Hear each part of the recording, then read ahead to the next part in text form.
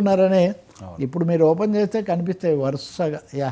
Okay sir, కేసీఆర్కి విచారణ ముఖ్యంగా ఈ మేడిగడ్డ బ్యారేజీ కుంగుబాటు దాని మీద జస్టిస్ పిసి ఘోష్ జరుపుతున్న విచారణ కేసీఆర్ ఈరోజు హాజరయ్యారు. నిజంగా కేసీఆర్ని అభినందించాలి తప్పకుండా.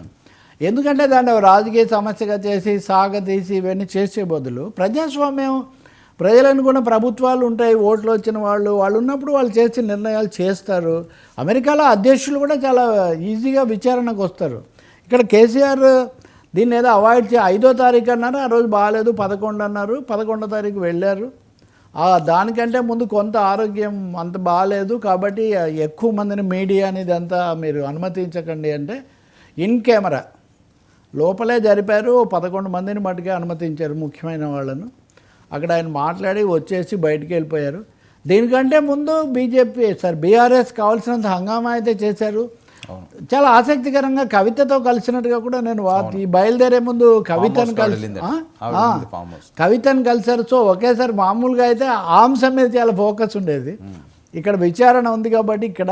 బట్ ఇది పూర్తిగా కేసీఆర్ మానసపుత్రిక పెద్ద వరల్డ్స్ వండర్ అన్న స్థాయిలో ప్రచారం జరిగిన కాళేశ్వరం మీద వచ్చిన ఫిర్యాదులు జరిగిన ఆ కుంగుబాటు దాని ఫలితాలు అంశాల మీద ఆయన ఏం చెప్పారన్నది మరి వాళ్ళు బయట పెడతారా, బయటికి రాకుండా ఉండదు.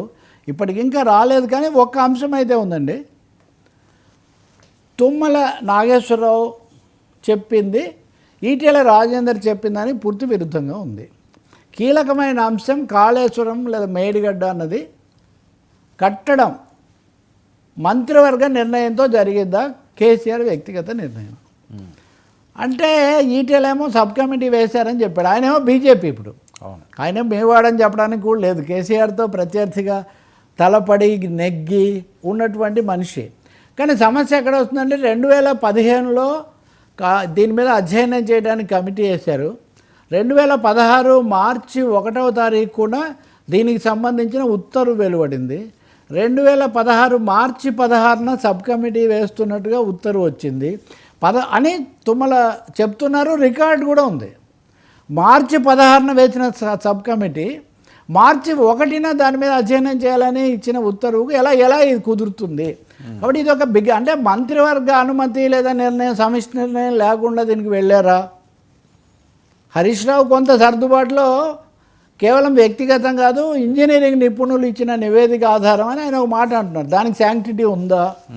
సో ఇక్కడ ఇతర ఆరోపణలు, కమిషన్లు లేదా అవినీతి ఇట్లాంటి వాటితో పాటు అసలు మంత్రివర్గ సమిష్టి నిర్ణయం అనే సూత్రం పాటించబడిందా లేదా? తుమ్మల నాగేశ్వరరావు చెప్పిన దాన్ని చాలా ఆసక్తికరంగా కిషన్ రెడ్డి కూడా బీజేపీ కేంద్ర మంత్రి ఆయన ఏమన్నాడు, తుమ్మల నాగేశ్వరరావు ఒక పార్టీ కాదు అనేక పార్టీలకు సంబంధించిన మంత్రి అని ఆయన అపహాస్యం చేస్తున్నారు. నిజానికి ఇక్కడ ఈటెల రాజేందర్ చెప్పిన దాని మీద వచ్చింది సమస్య. ఆయనేమో బీజేపీ. మరి వీటన్నిటికీ కమిషన్ ఇచ్చే తుది నివేదికలు ఇప్పటికీ 114 మందిని విచారించారు వివరంగానే, నిపుణులను లేకపోతే రాజకీయ పార్టీల వాళ్ళను. కేసీఆర్ కూడా హాజరవడంతో బహుశా ఈ కమిషన్ విచారణ ప్రక్రియ కొలికొచ్చినట్టుగా మనం భావించాల్సి ఉంటుంది. ఇప్పుడున్న ఇరిగేషన్ మంత్రి ఉత్తమ్ కుమార్ రెడ్డి కూడా జవాబు చెప్పారు. ఆయన కూడా కొన్ని వివరాలు బయట విడుదల చేశారు. కేసీఆర్ ఏం చెప్పారు కానీ ఒకటైతే తెలుస్తుంది, పూర్తిగా కేటీఆర్ బయట జరిగిందని సమర్థిస్తూ పూర్తిగా మాట్లాడారు. అంతేకాకుండా రేవంత్ రెడ్డి 100 జన్మలు ఎత్తినా కేసీఆర్కు సమానం కాలేరు అని ఒక పెద్ద ప్రకటన కూడా చేశారు.